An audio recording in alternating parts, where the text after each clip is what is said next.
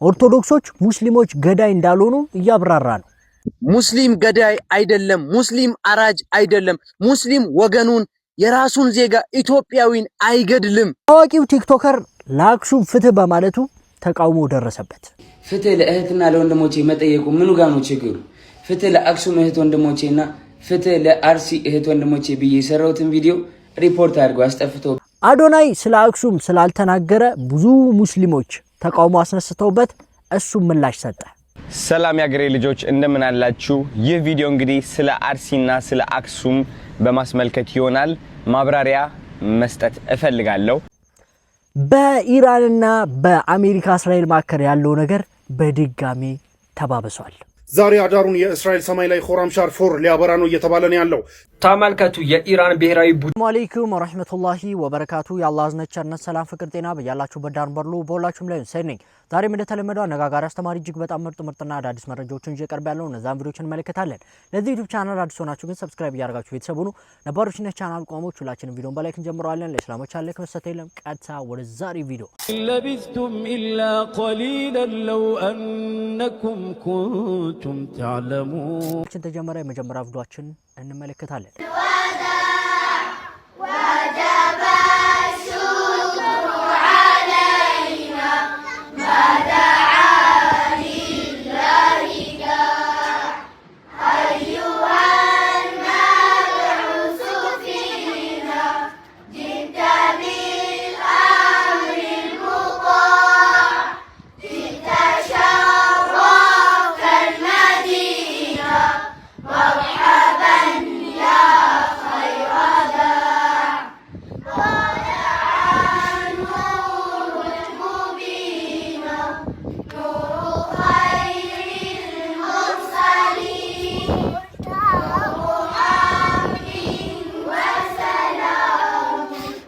በሲሯ እህታችን እንግዲህ አሁን ላይ የተሻለ ሁኔታ ላይ ነው ያለችው።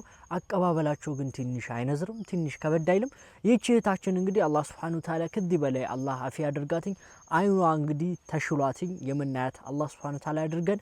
ሁሉም እንግዲህ አይነ በሲሮችንም እንግዲህ ያው አብዱላህ ኢብኑ መክቱም ላይ ነው የሚገኙት። ማገዝ የምትፈልጉ ሰዎች ቲክቶክ ላይ አብዱላህ ኢብኑ መክቱም ብላችሁ ማገዝ ትችላላችሁ። እጅግ በጣም አሳዛኝ ነገር ሰምተናል። 11 ሰዎች ህይወታቸውን አጥተዋል። እጅግ በጣም አሳዛኝና ልብ ሰባሪ የሆነ ዜና ከወደ ስልጤ አልቾ ወሪሮ ወረዳ መሰማቱ ነው በሳት እየተነገረ የሚገኘው። እንደምትመለከቱትም በዚህ መኪና ውስጥ ማለት ነው 18 ሰዎችን ጭኖ ከዚህ ወረዳ ወደ አዲስ አበባ ሲጓዝ የነበረ የህዝብ ማመላለሻ ትራንስፖርት ውስጥም እንግዲህ መንገድ ስቶ ወደ ገደል ውስጥ በመግባቱ ምክንያት 11 ሰዎች ህይወታቸውን አጥተዋል። ከነዚህ 11 ሰዎች መካከልም እንግዲህ እናቶች፣ ህፃናት፣ ወጣቶች እንዲሁም ደግሞ ትልልቅ ሰዎች ውስጡ እንደነበሩ ጭምር ነው እየተነገረ የሚገኘው። ከሞቱ 11 ሰዎች በተጨማሪም እንግዲህ ሹፌሩን ጨምሮ ተጨማሪ 3 ሰዎች ላይ ከባድ የሆነ የአካል ጉዳት ደርሶባቸው በህክምና እርዳታ ላይ የሚገኙ ሲሆን 2 ህፃናትን ጨምሮ ማለት ነው ቀሪዎቹ ደግሞ በጥሩ ጤንነት ላይ ይገኛሉ። ነገር ግን በሆስፒታል ላይ ማለት ነው ክትትል እየተደረገላቸው እንደሆነ ነው ከወረዳው መረጃዎችን እየተመለከትን የምንገኘው። እንደምትመለከቱትም እንግዲህ ከመኪናው ሙሉ ለሙሉ ከጥቅም ውጪ በመሆን እንዲሁም ደግሞ የ11 ሰዎች ህይወትን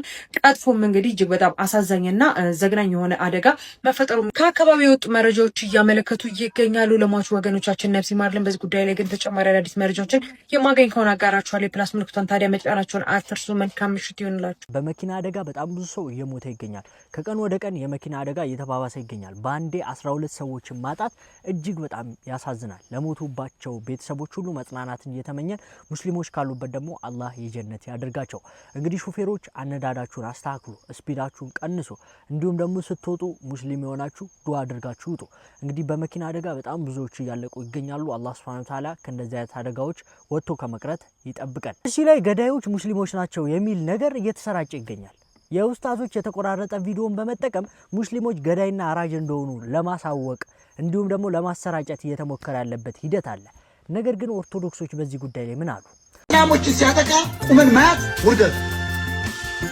ትግራይ ውስጥ አስክሬናቸው ሲጎተት አይቀበሩም ሲባል ለይሄን ካረግንኛ አማራዎች ውርደት።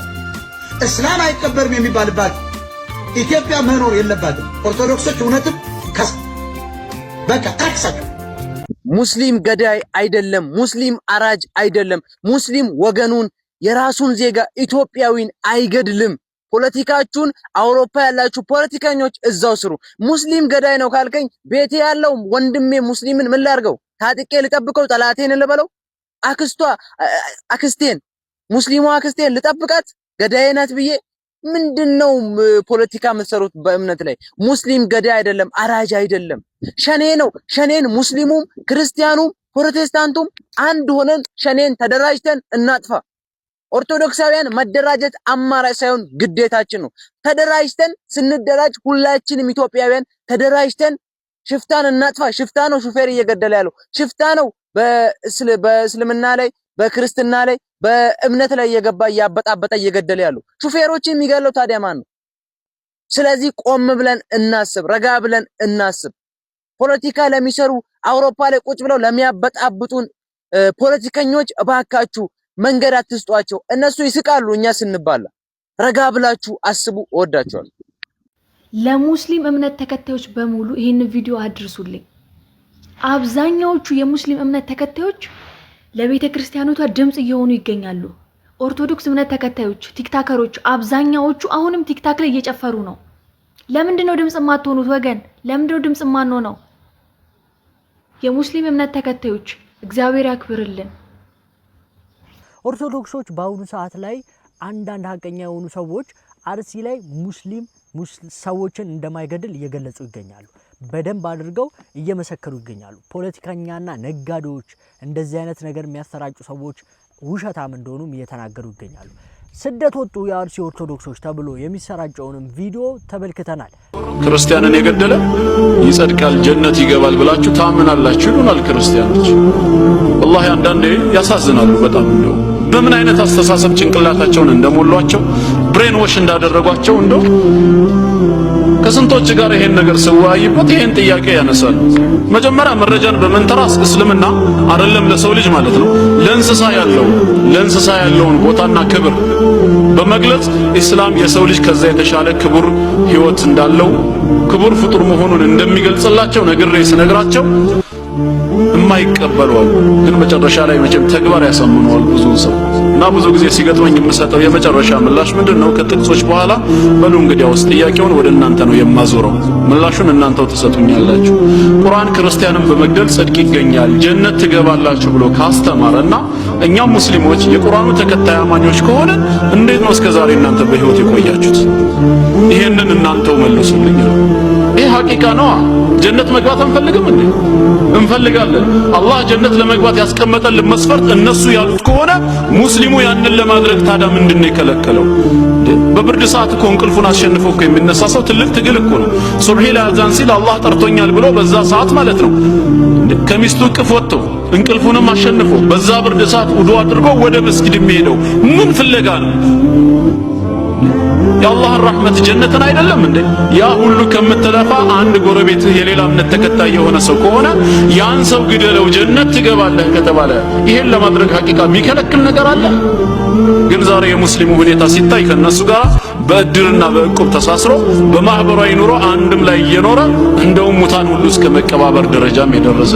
እንግዲህ እነዚህ ሙስሊሞች ጀነት አይፈልጉም ማለት ነው። ካልሆነስ ጠላቶች የሚያወሩት ወሬ የተዛባ ምንም መረጃ አልባ ቢስ መሆኑን ይረዱታል ማለት ነው። በዚህ መልክ ሲነገራቸው ብዙዎቹ ይገባቸዋል፣ እውነትም የሚል ደረጃ ላይ ይደርሳሉ። ታዲያ ካልሆነስ? ግን ከሁሉም ያሳቀኝ አንድ ክርስቲያን ነው እስከዛሬ ይሄን ስነግረው ይሄንንማ እስከዛሬ ያላደረጋችሁት መንግስት ፈርታችሁ ነው አለ። ከጀሃነም በላይ መንግስት ያስፈራናል? ህግ ፊት እንቆማለን እኛም ይፈረድብናል ብለን ፈርተን ከሆነ እኔ ምን ጨነቀኝ? ጀነት መግባቴ ማለት ነው ከተረጋገጠልኝ፣ አንተን በመግደሌ ካርዱ ከተሰጠኝ እድሜ ልክ እስራት አይደለም ለምን በስቅላት አልቀጣም? ብሞት ወደዛ ነው የምሄደው። ካርዴን ይዤዋለሁ። መንግስት የነጠቀኝ ካርዴን ሳይሆን ምድራዊ ህይወቴን ነዋ። እዛ ላይ እንግዲህ እንደሚገለጸው ኢስላም ግን ከስሙ ትርጓሜ ጀምሮ የሰላም ሃይማኖት እንደሆነ ሁላችንም የምናውቀው። በጣም ብዙ የውሸት ፕሮፓጋንዳቸውን በሙስሊሞች ላይ ነገሩን ለማላከክ እየሞከሩ ይገኛሉ። ሙስሊም በዚህ በአርሲው ጥቃት ላይ እንደተገደለ እየሰማን እንገኛለን። አርሲ ላይ የተደረገውን ነገር አስመልክቶ ብዙዎች ብዙ ነገር ብለዋል። ስለ አክሱም ግን ብዙዎች አልተናገሩም። አንዳንድ ሙስሊም ያልሆኑ ሰዎች ስለ አክሱም ሲናገሩ እንደውም ጥላቻ እየተነሳባቸው ይገኛል። በጥቃቱ ሙስሊም መገደሉንና የመስጂድ አጥር መፍረሱን ኢሰመኮ ይፋ አደረገ። የኢትዮጵያ ሰብአዊ መብቶች ኮሚሽን ከዓይን እማኞች ከተጎጂዎችና ከመንግስት አካላት አሰባሰብኩት ባለው መረጃ በምዕራብ አርሲ በተፈጸመው ጥቃት እስካሁን የሞቱ ሰዎች ቁጥር 2 የክርስትና እምነት ተከታዮች እንዲሁም 1 የእስልምና እምነት ተከታይ በአጠቃላይ 3 ሲቪል ሰዎች ህይወት ማለፉን ገልጿል። በተጨማሪም በተፈጸመው ጥቃት ቤተክርስቲያን መቃጠሉንና የመስጂድ አጥር መፍረሱን እንዲሁም የተለያዩ በርካታ ሰዎች መሰደዳቸውን ገልጿል። የኢትዮጵያ ሰብአዊ መብት ኮሚሽን እንዳለውም ከሆነ የተፈጸመው ጥቃት ሃይማኖታዊ አለመሆኑንና በሸኔ መፈጸሙንም ገልጿል። ጆን ዳንኤል የሚባለው ግለሰብ እንግዲህ ያው እንደሰማችሁት አክሱም ትመጣታለህ እየተባለ ይገኛል። ለምን አክሱም ላይ ሙስሊም ወንድሞች ሰላት እየሰገዱ አይደለም፣ ጀናዛ እየቀበሩ አይደለም፣ መስጊድ ተዘግቶባቸዋል ፍትህ በማለቱ ምክንያት። አንተ አስመሳይ አክሱም ሰው ታረደ አክሱም ድምጽ መጣ። ቆይ ትግራይ ትመጣለህ? እመጣለሁ። ምን አባሽ ልትሆኚ? እከካም ሀገሬ ነው። ዘና ብዬ እመጣለሁ። ሰው ታረደ አላልኩኝም። አክሱም ሰው ታረደ አላልኩኝም። ሀዛን ስለተከለከለ እዛ ለተከለከሉት ፍትህ ነው ያልኩትኝ አላልኩኝም። እንደዛ የሚል ቪዲዮ አልሰራውም። እኔ አልሰራውም እንደዛ የሚል ቪዲዮ ኮተት።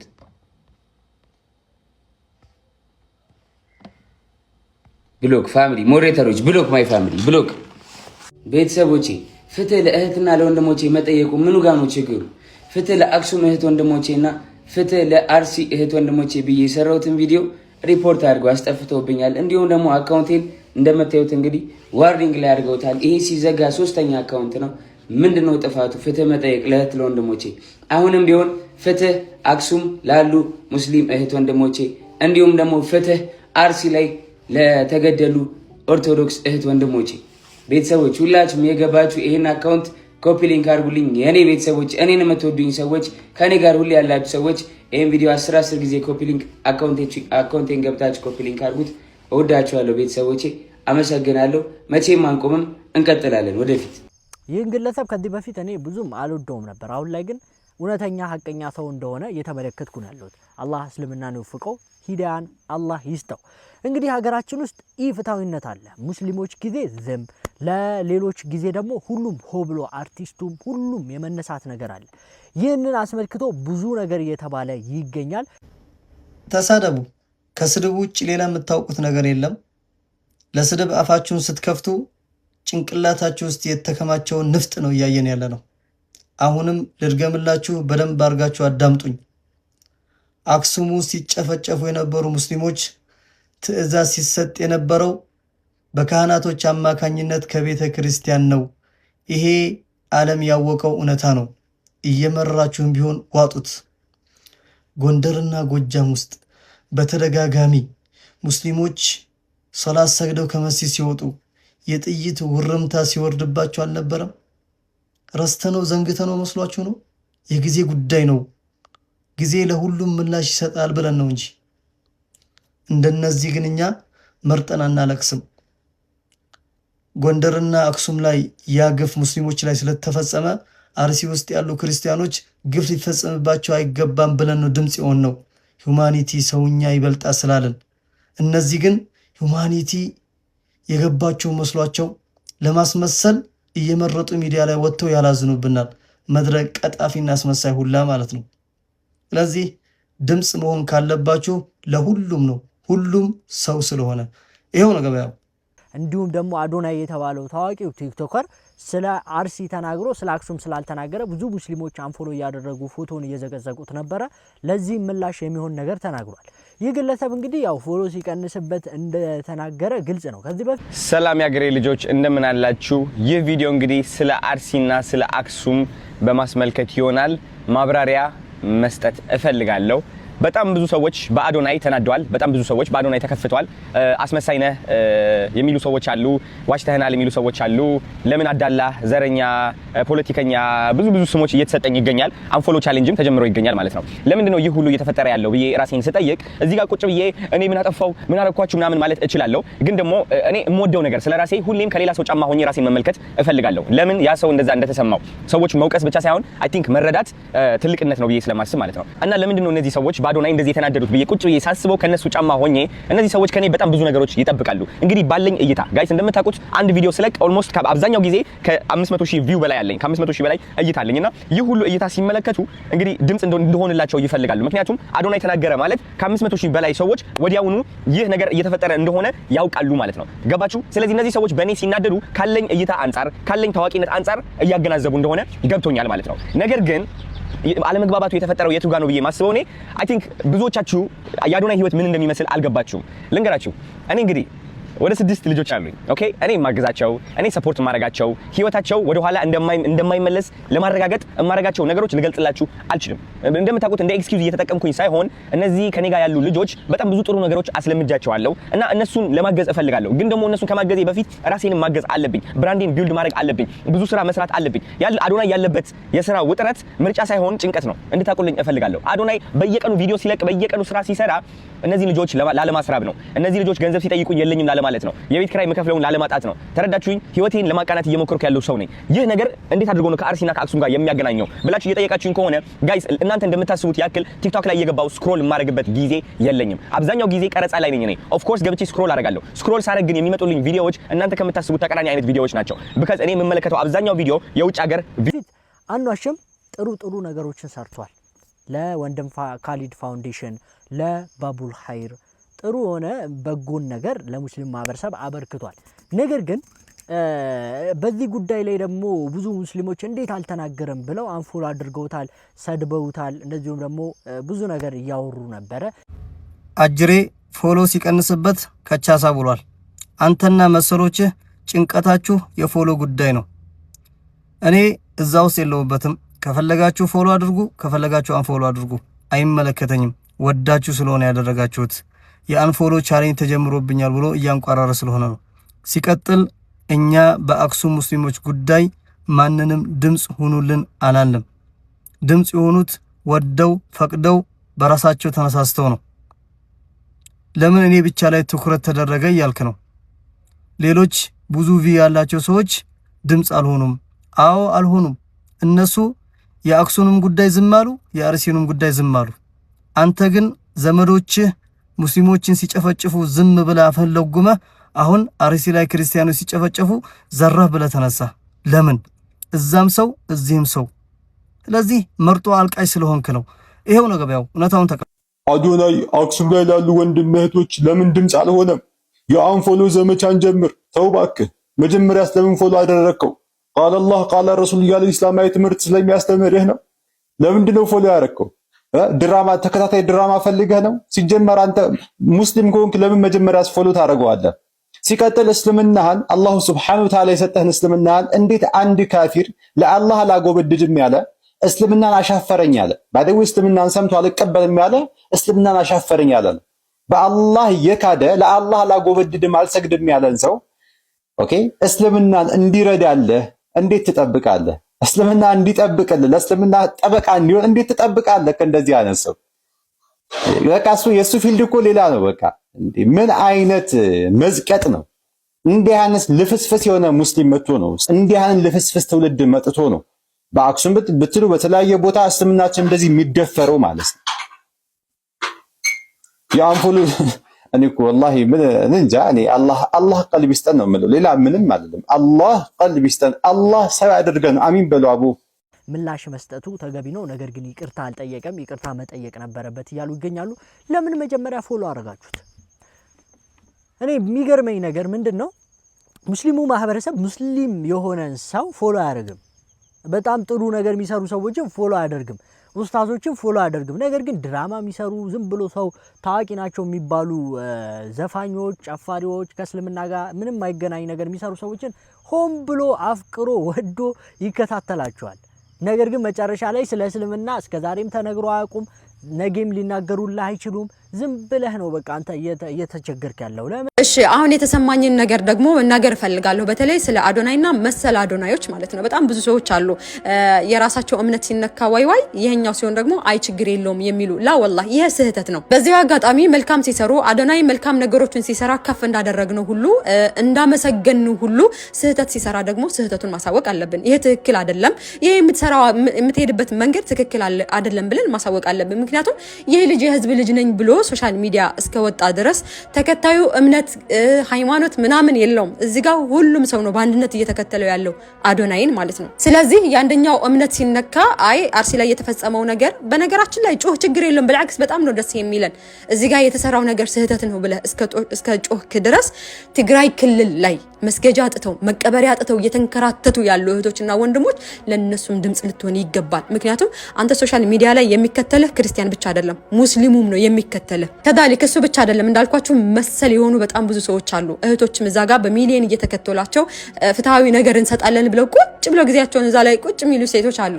እዛ ጋር ወጥታ ስለ አርሲ ምናምን ትናገራለች። ተናገሪ ችግር የለውም። ግን አንድ ቀን ሙስሊም ነኝ ብለው ላኢላሃ ኢላላህ ብለው አንድ ቀን ስለ ሙስሊም መቀበሪያ አጥተዋን በሀገራቸው ተከልክለውን ብሎ አንድ የሰሩት ቪዲዮ የለም። ይሄ ደግሞ አግባብ አይደለም። የሚከተልሽ አንቺም በብዛት ሙስሊም ነው። ሙስሊም ስለሆንሽ ደግሞ መስራት ሐቅ ነበረብሽ፣ ግዴታ ነበረብሽ። ግን አንዳንድ ጊዜ የምናደርገውን ነገር አናቅም። በመጅሁል የምንከተል ሰዎች ነን። እስከ መጨረሻ መናገር የምፈልገው ሙስሊሞች የምትከተሉትን ሰዎች እወቁ። ሙስሊሞች አሁን በድጋሚ መናገር የምፈልገው ማንን መከተል እንዳለባችሁ፣ ማንን ፈለው ማድረግ እንዳለባችሁ እወቁ። ይሄ ለእናንተ ትልቅ ትምህርት፣ ለኛ ትልቅ ትምህርት ነው ብዬ አስባለሁ። በመጀመሪያ እንደተናገርኩት ነው አንድ ሰው መልካም ሲሰራ ከፍ እንዳደረግነው ሁሉ ስህተት ሲሰራ ደግሞ ስህተቱን ማሳወቅ አለበት። እየደበረህም ቢሆን አንድ እውነት ልንገርህ።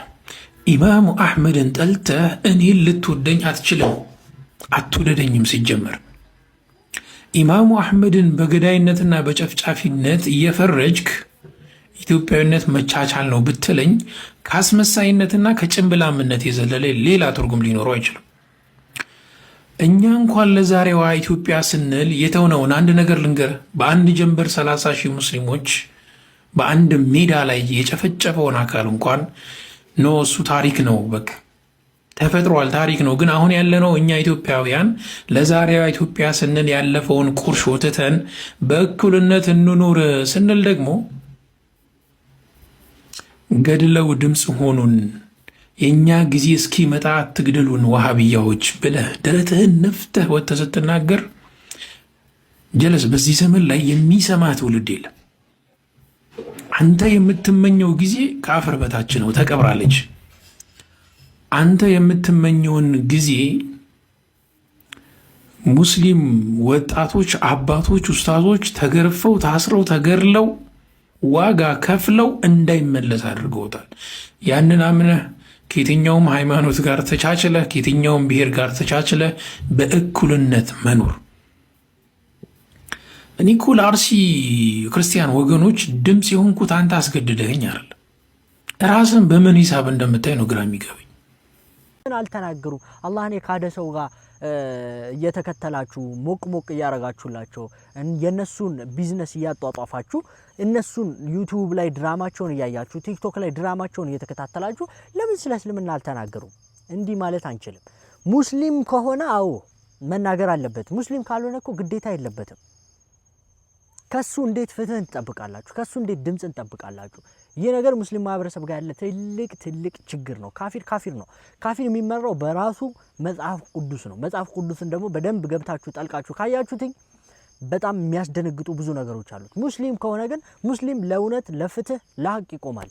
ሙስሊም ከሆነ አዎ ለምን አልተናገረም ትላላችሁ? ለምሳሌ ሀቢባ የምትባሏ ሴት ሙስሊም ትሁን ሙስሊም አትሁን እኛ አናቅም። እንግዲህ ሙስሊም ነኝ ትላለች። ነገር ግን ስለ አክሱም አንድ ቀን ተናግራ አታውቅም። ነገር ግን ደግሞ ስለ አርሲ ጉዳይ ደግሞ ጥቁሯን ለብሳ ጋቢዋን አድርጋ ምናምን መታ ተናግራለች። እንደዚህ አይነት ሰዎችን ብንናገራቸው ሙስሊም ናችሁ ወይስ አይደላችሁ ብለን ብንጠይቃቸው የተሻለ ይመስለኛል። ሙስሊም ላልሆነ ሰው ግን ፍትህን መጠየቅ ከባድ ነው።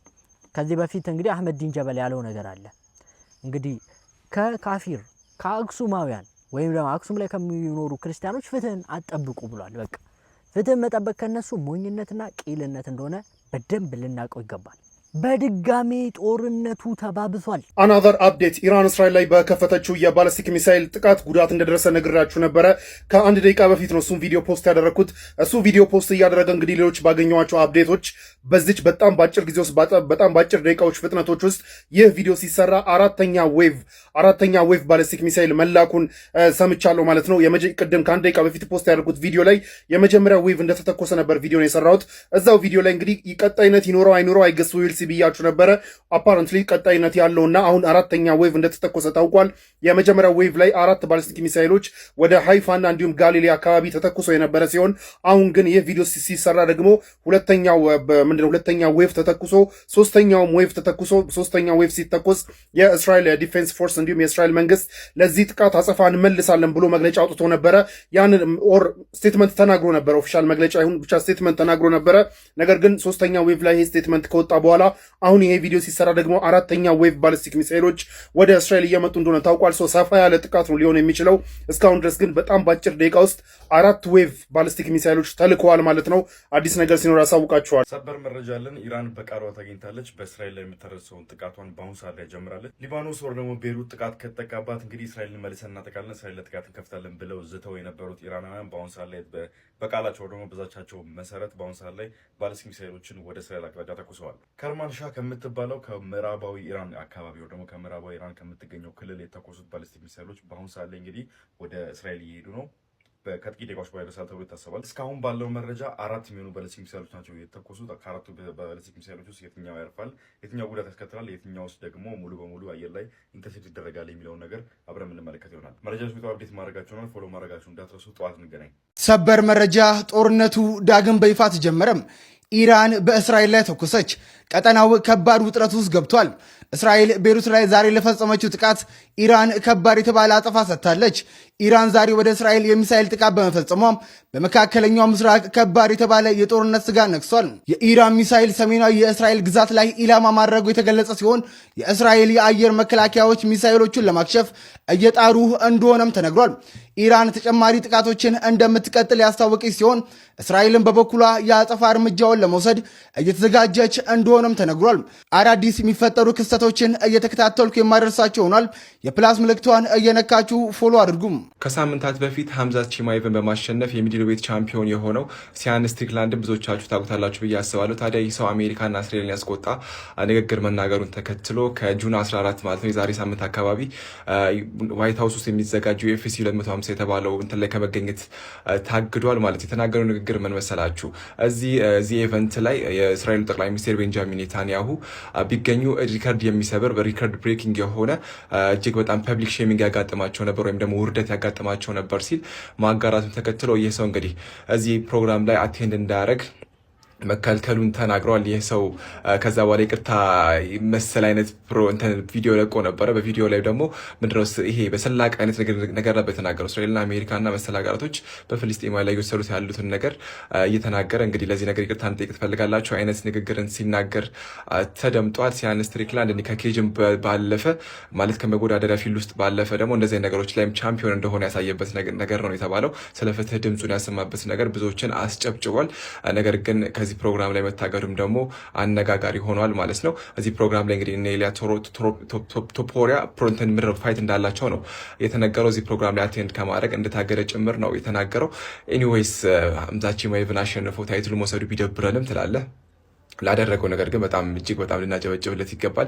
እጅግ በጣም ብዙዎች በእስራኤል ፍልስጤም ጉዳይ ላይ ድምጻቸውን እያሰሙ ይገኛሉ። በጣም ቶፕ የምንላቸው ኤሊት የሚባሉ ሰዎች፣ ይሄ በጣም ሴሌብሪቲ የሆኑ ሰዎች፣ ብዙ ተደማጭነት ያላቸው ሰዎች በዚህ ነገር ላይ ንግግራቸውን ድምጻቸውን እያሰሙ እስራኤል በፍልስጤም ላይ እየወሰደችው ያለውን እጅግ በጣም ሰቅጣጭ የሆኑ ነገሮችን ለማውገዝ እየሞከሩ ይገኛሉ። ምናልባት የኢራን ጦርነት ብዙ ነገሮችን የሚዲያውን እንትን ወሰደ እንጂ አሁንም ድረስ ብዙ ነገሮች ይነገራሉ ማለት። ከዚህ ባሻገር ደግሞ እዚህ ጋር የምትመለከቱት እጅግ በጣም ተጽዕኖ ፈጣሪ የሆነው ሶሻል ሚዲያ ኢንፍሉዌንሰር የሆነው ዳን ዚሪያን የሚባሉ ይህ ሰውም ደግሞ ለአሜሪካ ፕሬዚደንት የመሆን እድሉን ቢያገኝ መጀመሪያ ማደርገው ነገር አሜሪካን ከእስራኤል ጋር ጦርነት እንድገጥም ነበር ማድረጋት ሲል የተናገሩ ንግግር እጅግ በጣም እያነጋገረ ይገኛል። ሄዳችሁ ሰርች ማድረግ ትችላላችሁ። በጣም ተጽዕኖ ፈጣሪ የሆነ ሰው ነው እና የመጀመሪያ ማድረገው ነገር የአሜሪካ ፕሬዚደንት ብሆን እስራኤል አጌንስት ሆኖ ማለት ነው እስራኤል ላይ ጦርነት ነበር ያማወጀው ሲል ምን ያህል አሜሪካ እስራኤልን ሰፖርት ያደረገቻት የተፈጸመ ያለውን ነገር ለማወገዝ ሞክረዋል ማለት ነው። ኢንዌይስ ላድርሳችሁ ብዬ ነው። ሲያን ስትሪክላንድ እንደነገርኳችሁ ነው። ታይትል መውሰዱ ቢደብረኝም ትላለህ፣ እዚህ ጋር ግን ደልቶኛል። ኢንዌይስ ላድርሳችሁ ብዬ ነው። ቪዲዮን በደንብ ላይክ፣ ሼር፣ ፖስት አድርጉት። ሰላም አለይኩም፣ ይመቻችሁ። ሰበር ዓለም በድጋሚ ወደ ጭንቀቷ ተመልሳለች። በዚህ ሰዓት እጅግ ከባድ የተባለ ዜና እየተሰማ ይገኛል። በዛሬው ዕለት እስራኤል ማለት ነው የኢራንን ማስጠንቀቂያና የትራምፕን ማስጠንቀቂያ ጥሳ በቤሩት ላይ ጥቃት ሰንዝራ ነበረ። ከዛም በኋላ ኢራን አጸፋውን እመልሳለሁ ብላ ነበረ። አሁን በዚህ ደቂቃ አልጀዚራ እንደዘገበው ከእስራኤል ጦር ምንጭ አድርጎ ማለት ነው ኢራን ወደ እስራኤል በርካታ ሚሳኤሎችን በዚህ ሰዓት ተኩሳለች። ለብዙ ቀናቶች ለብዙ ሳምንታቶች የተኩስ አቁም ስምምነት ተደርጎ ጦርነቱ ቆሞ ነበረ። አሁን ዳግም እየጀመረ ያለ ይመስላል። እስራኤል በቤሩት ላይ ለሰነዘረችው ጥቃት አሁን ኢራን አጸፋውን እየመለሰች ትገኛለች። በዚህ ጉዳይ ላይ አዲስ ዜና ከመጣ ወዲያው አደርሳችኋለሁ። በደም ሼር፣ ኮፒ ሊንክ፣ ሪፖስት እያደረጋችሁ አዳርሱት። እስራኤል ለኢራን ጥቃት ኃይለኛ ምላሽ እንደምትሰጥ አስታወቀችም። ጠቅላይ ሚኒስትር ኔታንያሁ የጸጥታ ምክክር ሊያደርጉ መሆኑም ተሰምቷል። አካባቢው ተወጥሯል። እስራኤል በኢራን ለተፈጸመባት የባለስቲክ ሚሳኤል ጥቃት ኃይለኛ ምላሽ እንደምትሰጥ ከፍተኛ የመንግስት ባለስልጣናት ተናግረዋል። አንዱ ባለስልጣን ኢራን ዛሬ ተነዳለች ሲሉም ተሰምተዋል። እስራኤል ኢራን በቤሩት በሂዝቦላ ኢላማዎች ላይ በምትወስዳቸው እርምጃዎች ምክንያት በእስራኤል ላይ ጥቃት የምትሰነዝርበትን አቻ ወይም ኢኩዌሽን ሁኔታ መቀበል እንደማትችል ባለስልጣናቶቹ አስረድተዋል። ምንም እንኳን እስካሁን ድረስ እስራኤል ለተፈጠረው ጥቃት በይፋ የሰጠችው ምላሽ ባይኖርም ጠቅላይ ሚኒስትር ቤንያሚን ኔታንያሁና ከፍተኛ ጸጥታ ባለስልጣናት የጸጥታ ግምገማና ምክክር ሊያደርጉ መሆኑ ተገልጿል።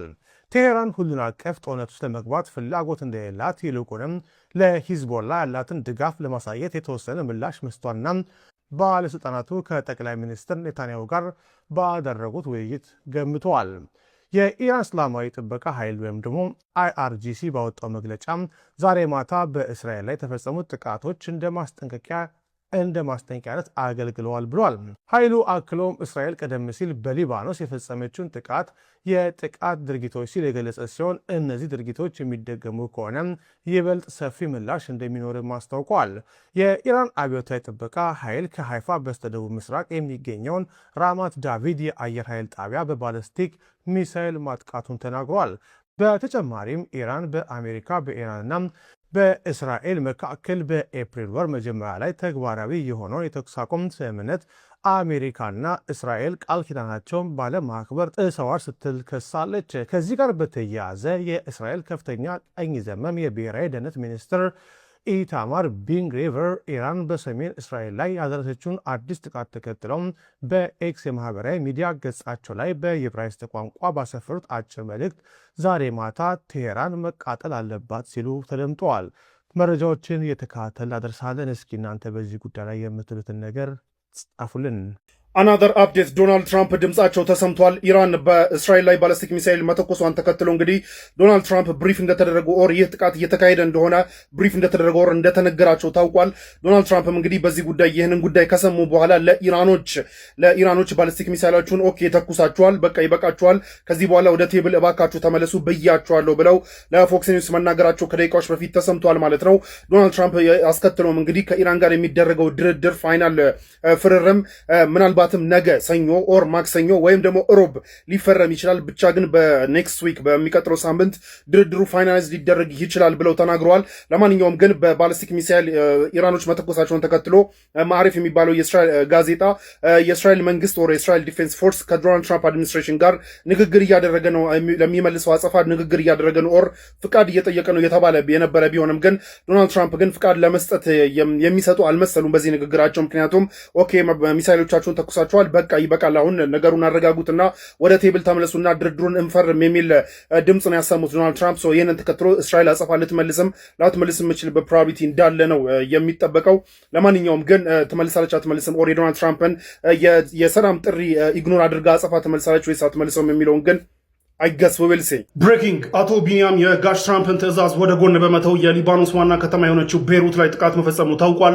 ባለፈው ሳምንት እንግዲህ አቶ ቢንያም የሚያዘውን ሰራዊት የእስራኤል ዲፌንስ ፎርስ ኦር ኦፌንስ ፎርስ የሚባለውን ወራሪ ሰራዊት ማለት ነው የሊባኖስ ዋና ከተማ የሆነችው ቤሩት ላይ ጥቃት እንዲፈጽምና ወረራ እንዲፈጽም ማዘዙን ተከትሎ የኢራን ሪቮሉሽነሪ ጋርድ ይህንን እስራኤል የምታደርግ ከሆነ ደቡባዊ እስራኤልን በሙሉ ጀሃነም አደርገዋለሁ ብሎ መዛቱ የሚታወቅ ነው። ይህንን ተከትሎ ጦርነቱ እንደ አዲስ ኢግናይት ያደርጋል ብሎ የሰጉት ዶናልድ ትራምፕ አቶ ቢንያም ጋር ደውለው መሳደባቸውና ማስጠንቀቃቸውን ነግሬያችሁ ነበር።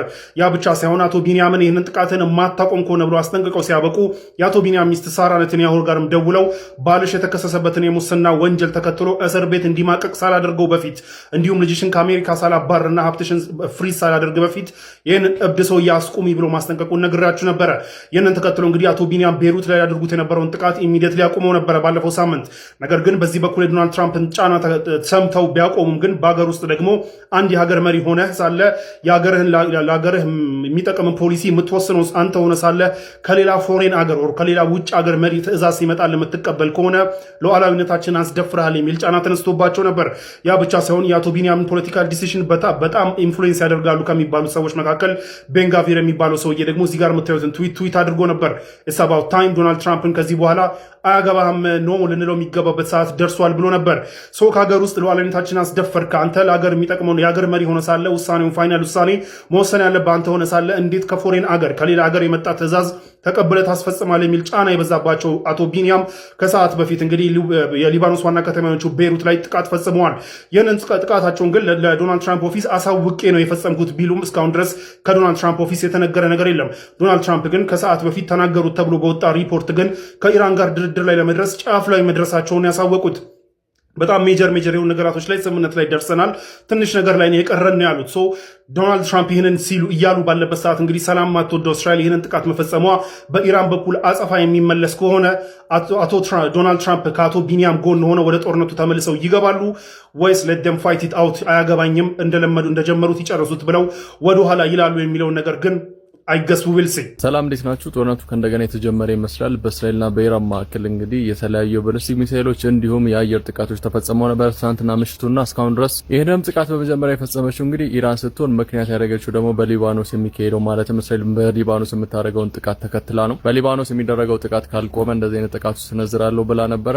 ኢራንም ይሄን ነገር በትናንትናው ዕለት አድርጋው ነበር። እስካሁን ድረስም እንግዲህ ጥቃት እየሰነዘረች ይገኛል። እስራኤልም በኢራን ላይ የመርስ ጥቃት ሰንዝራለች። በዚህም እንግዲህ በኢራን ውስጥ የሚገኙ በተለያዩ 12 የወታደራዊ ቦታዎች ላይ ጥቃት ሰንዝራለች በአየር ኃይሏ። በተመሳሳይ ሁኔታም በየመን የሚገኙት የሁቲ ታጣቂዎች እንደተናገሩት ከሆነ ይህንንም ጦርነት እነሱ እንደተቀላቀሉት ነው ወደ እስራኤል ባሊስቲክ ሚሳኤል እንደተኮሱ ተናግሯል። በተጨማሪ በቀይ ባህር ላይ እንቅስቃሴ ገደብ ጥለዋል። ይህም የእስራኤል ንብረት የሆኑና ከእስራኤል ጋር ግንኙነት ያላቸው መርከቦች በቀይ ባህር መንቀሳቀስ አይችሉም፣ ገደብ ተጥሎባቸዋል፣ ጥቃት ተሰነዘረባቸዋል ብለዋል ሁቲዎች። ታዲያ ምንም እንኳን የአሜሪካኑ ፕሬዚዳንት ዶናልድ ትራምፕ ሁለቱ አካላት እንዲያቆሙ ጥያቄን ያቀረቡ ሲሆኑ አሜሪካ በዚህ ጦርነት ላይ ማለትም በኢራንና በእስራኤል መካከል አዲስ በተቀሰቀሰው ጦርነት ላይ ተሳትፎ እንዳላት ምንም ኮንፈርሜሽን እስካሁን አላወጣችም። ነገር ግን በተቃራኒው የኢራን ባለስልጣኖች እንደተናገሩት ከሆነ እስራኤል ኢራን ላይ እንደዚህ አይነት እርምጃ ለመውሰድ ግዴታ የአሜሪካን ድጋፍ ያስፈልጋታል፣ የአሜሪካን እጅ ይኖርበታል ብለን እናስባለን። ከአሜሪካን ድጋፍ ውጪ እንደዚህ አይነት ጥቃቶችን መሰንዘር አትችልም እስራኤል ሲሉ እንግዲህ የኢራን ባለስልጣኖች በአሁኑ ሰዓት ይህንን ተናግረዋል። እንደሚታወቀው በሁለቱ ሀገራት መካከል ከፍተኛ የሆነ ርቀት አለው። ወደ 2000 ኪሎ ሜትር የሚጠጋ ርቀት አለው። እስራኤልም ከዛ ተነስታ በአየር ኃይሏ ኢራን ላይ ጥቃት ለመፈጸም ካሰበች እንግዲህ በአየር ላይ ነዳጅ የሚሞሉ ፕሌኖች ያስፈልጓታል፣ ከፍተኛ ብዛት ያላቸው ፕሌኖች። እንደዚህ አይነት ፕሌኖችና እንደዚህ አይነት ኢንፎርሜሽን ካላገኘች በኢራን ላይ ጥቃት መሰንዘር አትችልም እስራኤል ሲሉ እንግዲህ ኢራኖች ተናግረዋል። ይህንንም ቪዲዮ በምሰራበት ወቅት እንግዲህ የተለያዩ ዌቮች ወይም የተለያዩ ባሊስቲክ ሚሳኤሎች ወደ እስራኤል እየተኮሱ ይገኛሉ። በእስራኤል ማስጠንቀቂያዎች ወጥተዋል። የአሜሪካን ፕሬዚዳንት ዶናልድ ትራምፕም እንደተናገሩት ከሆነ ሁለታችሁም የልባችሁን አድርሳችኋል፣ ስለዚህ መቆም አለበት ሲሉ ተናግረዋል። ድርድሩ መቋረጥ የለበትም። ኢራን ደግሞ የአሜሪካን መንግስትንም የእስራኤል መንግስትንም ከሳለች በአሁኑ ሰዓት ማለት ነው። አዲስ ነገር ካለ ማሳውቃችኋል።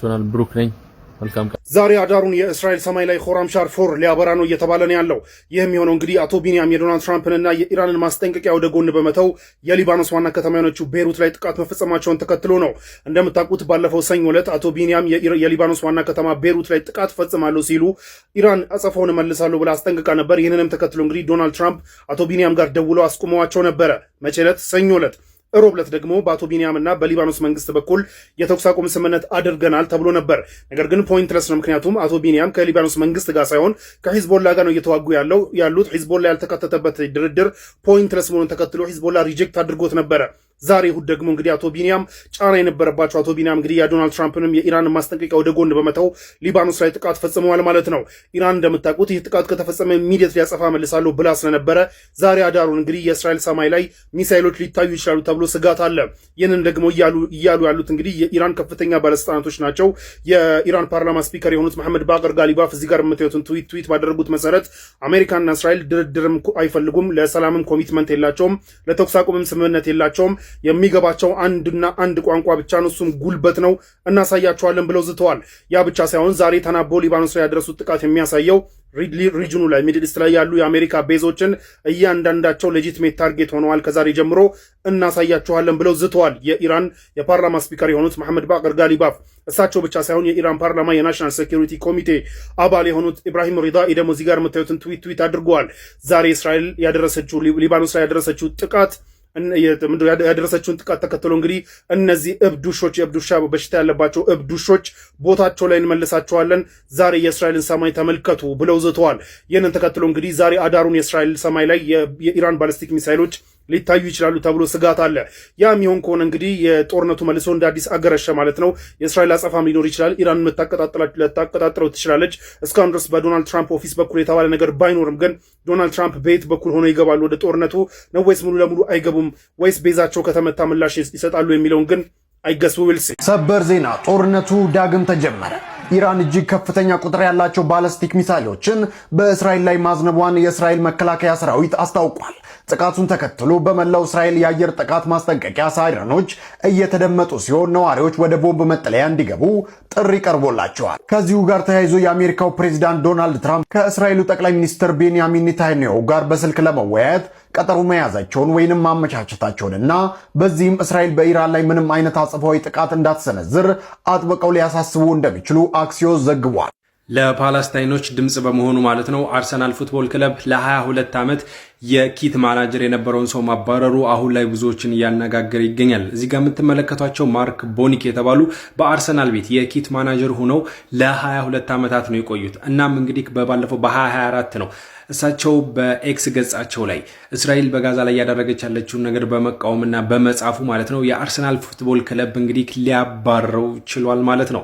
ከዛም በኋላ የተለያዩ ተቃውሞዎች በእንግሊዝ በአርሰናል ላይ ሲለሱበት እኔ በዛ ምክንያት አይደለም ያነሳሁት ይላል። ነገር ግን ቦኒክ ምንም አይነት ምክንያት እንደሌለውና በዛ ጉዳይ ብቻ እንደሆነ ማለት ነው አሁን ላይ እያስረዱ ይገኛሉ። አርሰናል ፉትቦል ክለብ በዚህ ደረጃ የሚሄዱ ብዙዎችን አስቆጥቷል። እንደሚታወቀው ከሰሞኑ እንግዲህ ከእስራኤል ድርጅት ጋር እንደዚሁ ስፖንሰርሺፕ መፈራረሙን ብዙዎችን አነጋግሯል። እንደሚታወቀው በእንግሊዝ ክለብ ተጫዋቾችና አሰልጣኞች ጭምር እንግዲህ በጋዛ ያለውን ሲያወግዙ፣ አርሰናል ግን በዚህ መልኩ መሆኑ ብዙዎችን እያስቆጣ ይገኛል። እንደምናስታውሰው ፔፕ ጋርዲዮላ ማለት ነው ለፓለስታይኖች በጣም በተደጋጋሪ ድምጽ በመሆን እንደዚሁም ደግሞ የፓለስታይኖችን ጥምጣም የሆነውን በመልበስ በተለያዩ መድረኮች እስከ መገኘት ደርሷል።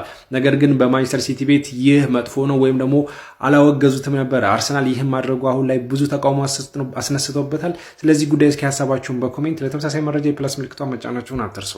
ድጋሚ በሰበር ዜና መጥቻለሁ። ኢራን በዚህ ሰዓት እስራኤልን በሚሳኤል እየደበደበች ትገኛለች። እስራኤል ተቋሞቿ ሙሉ ለሙሉ እንዲዘጉ ያዘዘ ሲሆን ለመከላከልና ለመልሶ ማጥቃቱም እየተዘጋጀች እንደሆነ እየገለጸች ትገኛለች። የእስራኤል የደህንነት ሚኒስትር ኢራንን ሙሉ ለሙሉ እናወድማታለን ብሎም ዛቻውን ልኳል ማለት ነው። እንግዲህ ድጋሚ የእስራኤልና የአሜሪካ የመካከለኛው ምስራቅ ውጥረት በድጋሚ ተከስቷል። አሜሪካ እስካሁን ምንም ያለችው ነገር የለም። በሌላ አዳዲስ ዜናዎች እመጣላችኋለሁ። በደም ሼር፣ ኮፒ ሊንክ፣ ሪፖስት እያደረጋችሁ አዳርሱት። የኢራን የባሊስቲክ ሚሳይል አጸፋዊ ምላሽ ለ18 ሰዓታት ሲቀጣጠል ከቆየ በኋላ እንግዲህ አሁን ማቆሙ ታውቋል። በዶናልድ ትራምፕ ጥያቄ መሰረት ዶናልድ ትራምፕ እንግዲህ አስታራቂ ሆነው መጥተዋል። ባይ ዘ ወይ በአሁኑ ጦርነት አልጎሰሙም፣ አስታራቂ ሆነው መጥተዋል። ሁለቱንም እስራኤልንም ኢራንም አንቺም ታይ ነው ሲሉ የነበሩት ወደ ድርድር እንመለስ፣ ድርድር እንፈራረም የሚል ጥሪ አቅርበው ነበር ዶናልድ ትራምፕ። ይህንን ተከትሎ እንግዲህ የኢራን ሪቮሉሽናሪ ጋርድ ሲጀመርም ወደዚህ ጥቃት የገባሁት እስራኤል የሲስፋየሩን አግሪመንት ወደ የተኩስ አቁም ስምምነቱን በመጣስ ሊባኖስ ላይ ጥቃት መፈጸሟን ተከትሎ ነው። ስለዚህ የአሁኑ ሙሉ ጥቃት ሳይሆን እንደ ማስጠንቀቂያ ነው የገባሁት። ስለዚህ ይህ ማስጠንቀቂያ ነው። አሁንም የምትቀጥል ከሆነ መልሼ እቀጥላለሁ፣ ለጊዜው ግን አቁሜያለሁ ብሏል የኢራን ኢስላሚክ ሪቮሉሽናሪ ጋርድ። በሌላ በኩል የእስራኤል ሚዲያዎችም እንግዲህ እስራኤልም ጥቃቷን እንዳቆመች የትራምፕን ጥያቄ በመስማት ጥቃቷን እንዳቆመች ታውቋል። ስለዚህ ይህ ለ18 ሰዓት የቆየው የተኩስ ልውውጥ በኢራንና በእስራኤል መካከል መቆሙ እየተነገረ ነው ያለው። በሌላ በኩል ግን እዚህ ሁቲ ባብል መንደብን መዝጋቱ ይታወቃል። አሁንም ባብል መንደብን እንደዘጋና የእስራኤል መርከቦች በባብል መንደብ እንዳያልፉ እገዳ መጣሉ ይታወቃል። ስለዚህ ያንን ስለማንሳቱ ምንም የተባለ ነገር የለም። ስለዚህ አሁንም የእስራኤል መርከቦች ቀይ ባህርን አክሰስ ማድረግ እንዳይችሉ አግዷል ማለት ነው ሁቲ። ለማንኛውም ግን በኢራንና በእስራኤል መካከል ለ18 ሰዓታት ሲቀጣጠል የነበረው ጦርነት በዶናልድ ትራምፕ ልመናና የሰላም ጥሪ መሰረት እንግዲህ መቆሙ እየተነገረ ነው ያለው ማለት ነው። በጣም ጦርነት እየተባባሰ ያለበት ሁኔታ አለ ኢራንና አሜሪካ እስራኤል ጋራ። ይህ ጦርነት ይቆማል ሲባል ይጀመራል ሲባል ይቆማል። በጣም ግራም ያጋባ ደረጃ ላይ ደርሷል። ወደ ውጪ መረጃዎች እንሄዳለን። የዛሬ ቪዲዮ ይመስል ነበር። ሳይነበር ቪዲዮ ላይክ፣ ቻናል ሰብስክራይብ አድርጉ። ቪዲዮ መተላልፍ ሼር አድርጉ። አላህ በጀነት ያገናኘን። ወሰላሙ አለይኩም ወራህመቱላሂ ወበረካቱ።